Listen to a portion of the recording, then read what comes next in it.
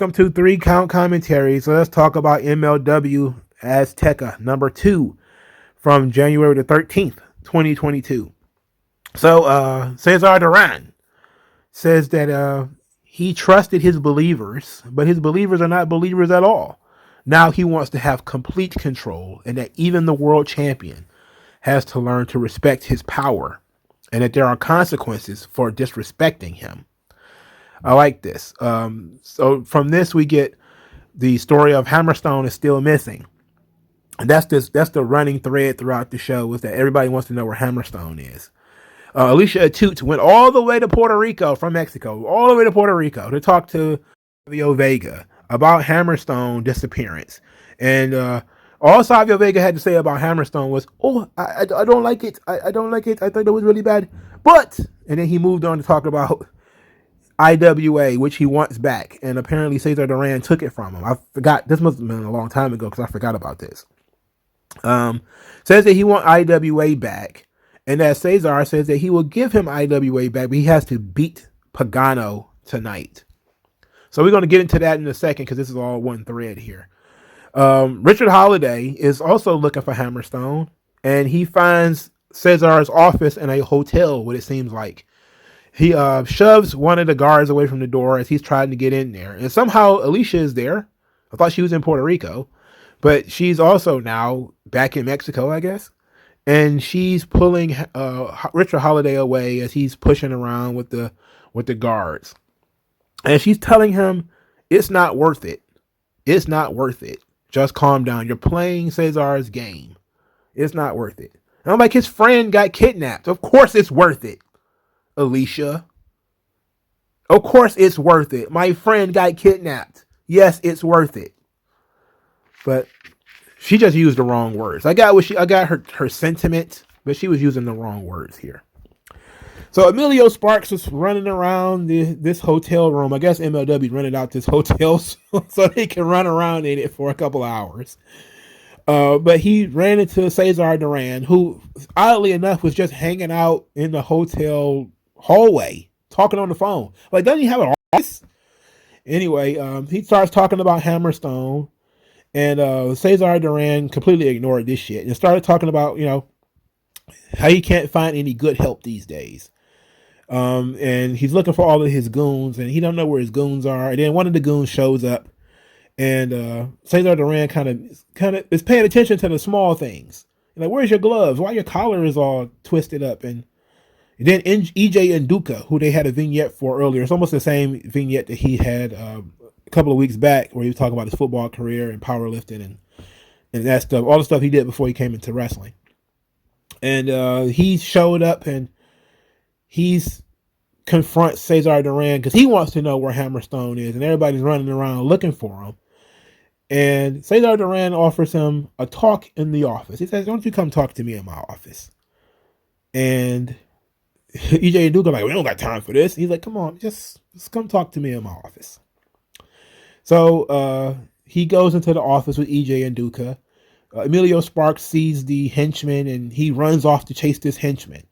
So then they chase the henchman out into the street, and they see all of these henchmen who are wearing masks, and they're watching from a distance. And they see the henchmen are exchanging information and all that kind of stuff.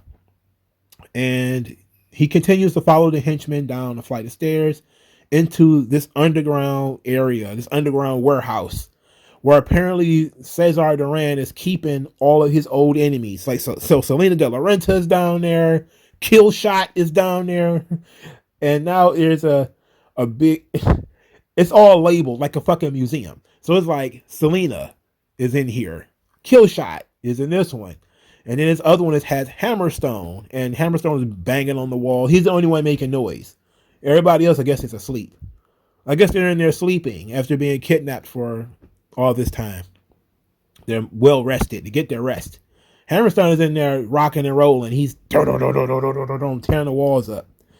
So Sparks is, recording all of this, and he sees that the henchman has gone over to the Hammerstone area, and Hammerstone's arm comes through the door, and he grabs the henchman by the collar.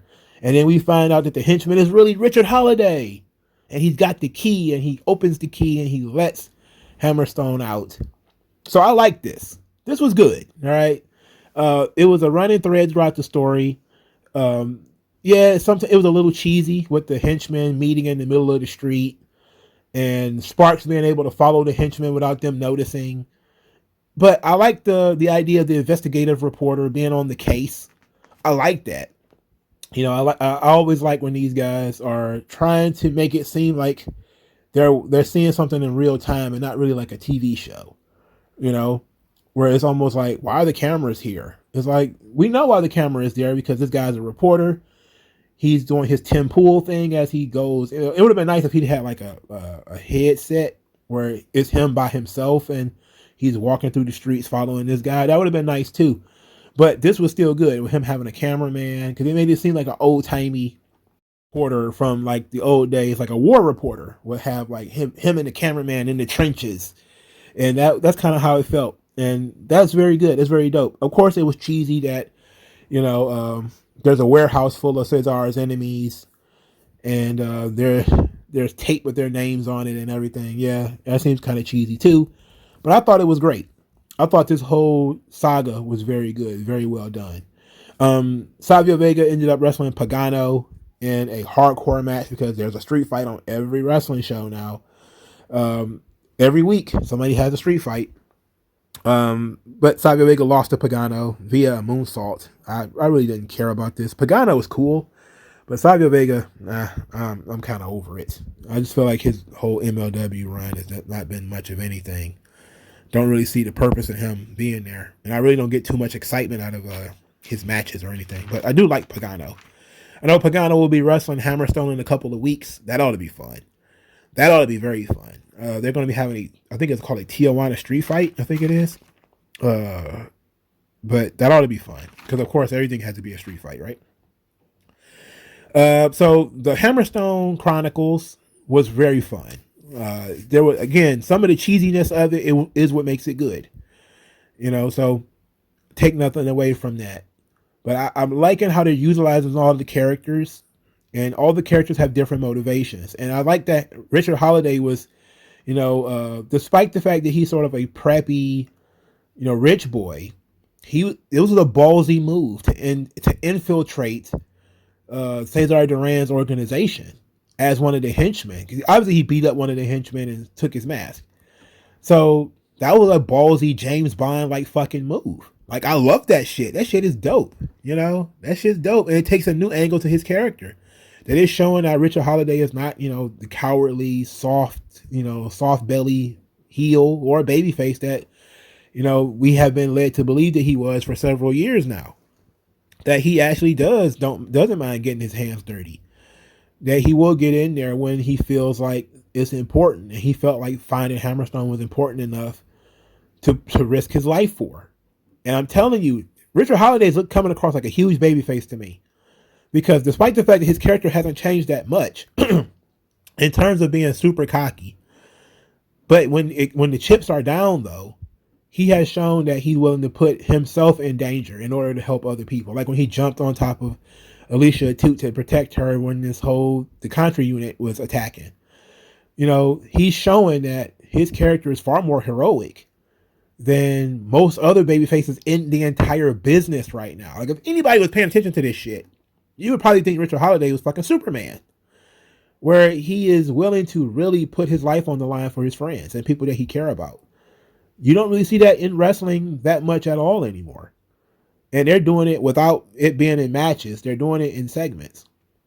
And it's brilliant fucking shit. You know, it is. You know, got to give Corbauer kudos on that. You know, maybe this lawsuit against WWE ain't a smart thing to do. And after reading more about that lawsuit, it's really not a good idea.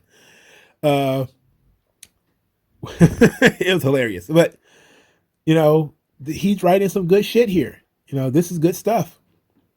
So, we got 5150 in the first match of the show. They're going to wrestle Excalibur and Black Destiny. They have a real problem in MLW of changing guys' names.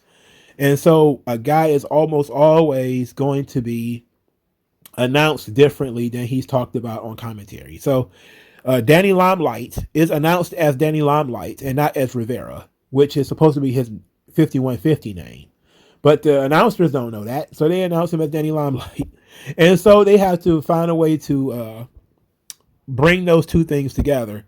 So they're saying basically that his name is Danny Rivera, but they call him Limelight. That's kind of how they're going to try to explain that. But they also did it with this luchador, Excalibur, which I think they called him something else. They called him Excal or something like that. They're literally calling him something else. And it's very confusing. Very confusing. You know, and I don't know, man. This is very weird. Anyway, 5150 defeated Excalibur and Black Destiny. The match was fun. It wasn't bad. During their pre-match promo, 5150 called Divine Eric's entitled and said that you know, they're not pulling all this entitled Texas shit. If Texas don't fuck with them, they don't fuck with Texas. And that they're coming to Texas to whip their asses and all that kind of stuff. After the match, after they beat Excalibur and Black Destiny, though, Conan got on the microphone and said that you know, Aerostar and Drago have been talking shit, you know, thinking they can beat 5150, and challenged them to come out there. So Aerostar and Drago did come out there, and they got into a big brouhaha and a fight that that fought off into the fade to black. Then one of Cesar Duran's henchmen appeared later in the episode as 5150 is ranting and raving about something else or another, just cussing and yelling and shit. They showed up and gave them a message. And Danny like, what? Y'all passing messages now? You know. So apparently the message was Cesar Duran wants 5150 to wrestle Aerostar and Drago for the tag team championships. And they accepted the challenge and they said they'll do it. They said next time don't send us no fucking messages and all that kind of stuff. All right, so the 5150 stuff is pretty good. I still like them. They're taking full advantage of being in MLW with all the cussing and the aggression and the seriousness that they take the characters. I like that they're trying to build Slice Boogie up as being sort of the meat castle of this thing. You know, he's the big dude. So he kind of no-sells offense sometimes. He uses power moves. You know, I like that. They're really trying to find an identity for him. And that's good, you know. Danny Limelight he's explosive. You know, as far as his personality is concerned, it's really volatile. And I like that. You know, he seems really like some dude on the street that's just nuts, you know. Like that crazy dude that hangs out around the liquor store. We call them liquor stores. In New York, they might call them bodegas. But, you know, he kind of seems like that. And it fits, you know. You might know some people like that. All right, so while we're on the subject of Aerostar wrestled Alex Kane for the National Openweight Championship. 5150 interfered. Well, basically it was Slice Boogie who interfered while the ref was distracted and actually helped Alex Kane win. Alex Kane is using a different version of the Katacha Hajime, which is Taz's old finish. He's using a different version of it. And he won by referee stoppage. Alex Kane versus Aerostar was okay. I like Aerostar. I was more of a fan of him in Lucha Underground. He's known more as a daredevil in Mexico. He just kind of jumps off shit. And that works sometimes. Sometimes you just need to jump off shit, dog. You know? Sometimes you just got to be the guy that jumps off shit. All right, so Enzo explains why he attacked Casey Navarro. Said that he taught him a lesson. That in this business, you never turn your back on anyone. It's a sign of disrespect. You know, okay, I guess. Whatever. This was basically a nothing burger. Now they're saying that Enzo has been suspended and fined. That's just another way of saying Enzo won't be around for a long time, and maybe court can't afford him right now, and he'll be back at some point in the future. All right, so this was my favorite segment. Mads Kruger is chained up by Katrina. He is literally, it's like Mortal Kombat, right? He's in like this dungeon, and his arms are chained to the ground. He's like, oh! Oh! This shit was great. So they're talking about the specialness of this arena. This is the arena the Contra unit took over in, or the Contra unit fell in, or whatever. And Katrina is like, okay, Contra lies in ashes, but it's not over for Mads Kruger. So Mads Kruger is, you know, saying how he doesn't care about conquering MLW anymore. He wants to destroy the traitor, Jacob Fatu. He wants Jacob Fatu. And Katrina says, look, you have to earn your vengeance. And there's a gremlin from hell who is Bastia Sace, and says that if you can defeat him, then I will give you your opportunity at Jacob Fatu. And Mads Kruger agreed to take up the challenge. Unfortunately, it was already announced that Mads Kruger was going to wrestle Jacob Fatu. This was announced probably a week or two before this episode even aired. So, spoilers. But Bastia is dope. Of course, he's in NWA. Bastia is dope. They're going to have a street fight. It's going to be Mads Kruger versus Bastia. Sure, have a street fight in your very first match ever. Why not? I really like this thing of Katrina having guys chained up in the basements. That's dope. It fits her character. It fits her character a lot, so that was very cool. So that's really it. That was kind of like the long and the short of MLW Azteca. It was a fun show. I really enjoyed the storylines on this show more than the matches. Really, the storyline is far more interesting than the matches, and that's really how wrestling should be. The matches are necessary to move the story along, but the real meat of it all is why the matches are happening, who the characters are, what the character motivations are. And I really love that thing with Mads Kruger where, of course we have to ask the question, how did she manage to chain him up? Like, how did that happen? But, Katrina has magic powers, so. And I don't know what her name is. I keep calling her Katrina. That was her name in Lucha Underground. I don't know what her name is in MLW. They're just changing everybody's names, which is very odd considering they're talking about WWE, utilizing footage of their talent without permission. It's like you've stolen all of Lucha Underground shit currently. You're talking about all this pissant stuff you claim WWE is doing. The only thing about that, let's talk a little bit about the lawsuit since we're on the subject. Jerry McDevitt, who works in WWE as the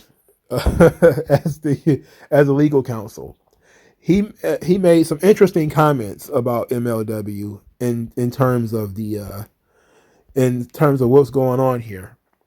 So he says, and this was as of January the 14th. It says, I have not seen the full lawsuit since WWE has not been served, McDevitt is quoted as saying earlier this week.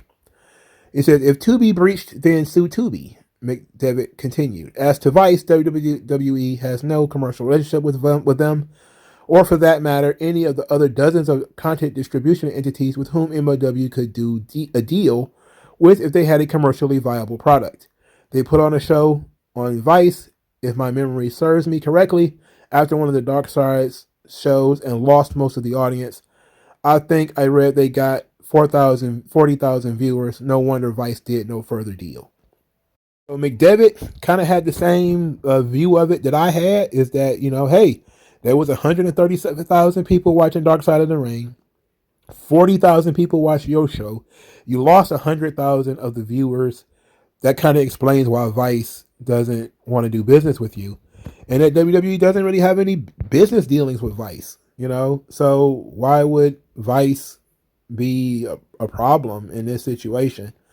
So this is going to be very interesting, and watching MLW, knowing that this whole thing is going on, and from what it seems like is that this whole production that of MLW Azteca, as it's being put together, as we're seeing it on YouTube right now, was actually supposed to be the Vice show, that they had shot all this stuff and paid for all these actors like the Cesar Duran and Katrina and brought in all of this stuff, that it was actually done to be aired on Vice. That this was the idea for the Vice series, is that it was going to be MLW Azteca. But since they didn't get the Vice deal, they have to do it for YouTube essentially. And I think that's really what it was that was in the lawsuit. I haven't read through it completely yet, but they did talk about MLW incurring a lot of expenses, bringing in a lot of new talent and stuff like that, as they were preparing to be either on Tubi or on Vice. And I guess that's what the MLW Azteca was supposed to be. It was supposed to be their introduction to either Tubi or Vice, one of the two. But since they didn't get either deal, they kind of have to do it on YouTube. And if that's the case, then that sucks for them, because this is really good stuff that they're doing here. Now, maybe they could have had Hammerstone is missing for a little while longer, but it still was very good. This is very good stuff. Maybe we can not kidnap Hammerstone again for a while because he just got kidnapped last year too. But this is sad. This stuff should be seen by more people. This stuff should be enjoyed by more people. And hopefully it will be one day. It'll be up forever, hopefully. So we'll see. But let me know what you guys thought of this episode if you watched it. Like the video, share the video, subscribe to the channel. I'll talk to you guys later, man. Peace out. MongoSlade. Best house I ever drew, Daddy.